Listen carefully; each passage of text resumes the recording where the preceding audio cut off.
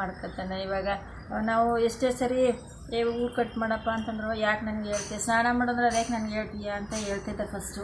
ಇವಾಗ ಇಲ್ಲಿಗೆ ಬಂದ ತಪ್ಪಿಂದ ಸರ್ ಎಲ್ಲ ಅವ್ನು ಸ್ವಂತವಾಗಿ ಅವನೇ ಮಾಡ್ಕೊತಾನೆ ಸರ್. ತುಂಬ ಬದಲಾವಣೆ ಆಗಿದ್ದಾನೆ ಸರ್. ತುಂಬ ಖುಷಿ ಆಯ್ತಾ ಅದ ನೋಡಿ. ಇನ್ನೂ ಇಂಪ್ರೂವ್ಮೆಂಟ್ ಆಯ್ತೇನೆ ಅನ್ನೋದೊಂದು ನಂಬಿಕೆಯಿಂದ ನನಗೆ ಒಂದು ಒಳ್ಳೆತನ ಕಂಡು ಬರ್ತಂತ ನಾನು. ಈಗ ನಿಮಗೆ ಇಲ್ಲಿಗೆ ಮತ್ತೆ ಕಳಿಸ್ಬೇಕಂತ ಅನಿಸ್ತದಾ? ಹೌದು ಸರ್, ಕಳಿಸ್ಬೇಕು.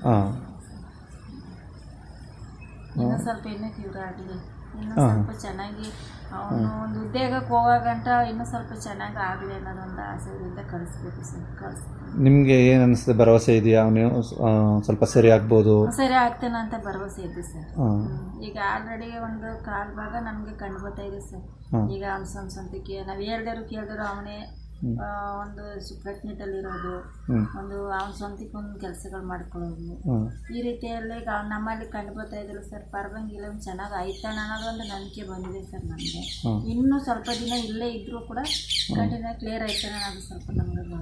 ಆಮೇಲೆ ಈಗ ಮನೆ ಮೇಲೆ ನಿಂತ್ಕೊಂಡು ಗಲಾಟೆ ಮಾಡ್ತಿದ್ದು ಆ ಥರದ್ದೆಲ್ಲ ಏನಿಲ್ಲ ಸರ್, ಅದೇನಿಲ್ಲ. ಆದ್ರೆ ಮಾತ್ರೆ ಕಂಟಿನ್ಯೂ ಆಗಿ ಕೊಡಬೇಕು ಸರ್. ಮಾತ್ರೆ ಕೊಡಿದ್ರೆ ಸ್ವಲ್ಪ ಅಂದರೆ ಮಾತ್ರೆ ಅಂದರೆ ಅದೇ ಹೆವಿ ಡೋಸ್ ಕೊಡೋದು ಬೇಡ ಸರ್. ಹತ್ರ ಡಾಕ್ಟ್ರ್ ಹತ್ರ ಒಂದ್ಸಲಿ ಕರ್ಕೊಂಡು ಹೋಗ್ಬಿಟ್ಟು ಮಾತ್ರೆ ಕೊಡ್ತೀನಿ ಸರ್.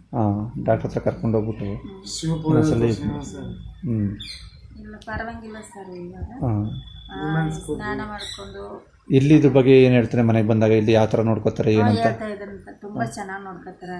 ನಮ್ಮ ಅಣ್ಣನೂ ಕೂಡ ಡೈಲಿ ಹೇಳ್ತಿರ್ತಾನೆ ಸರ್, ನಾನು ತುಂಬ ಚೆನ್ನಾಗಿ ನೋಡ್ಕೋತಾರೆ.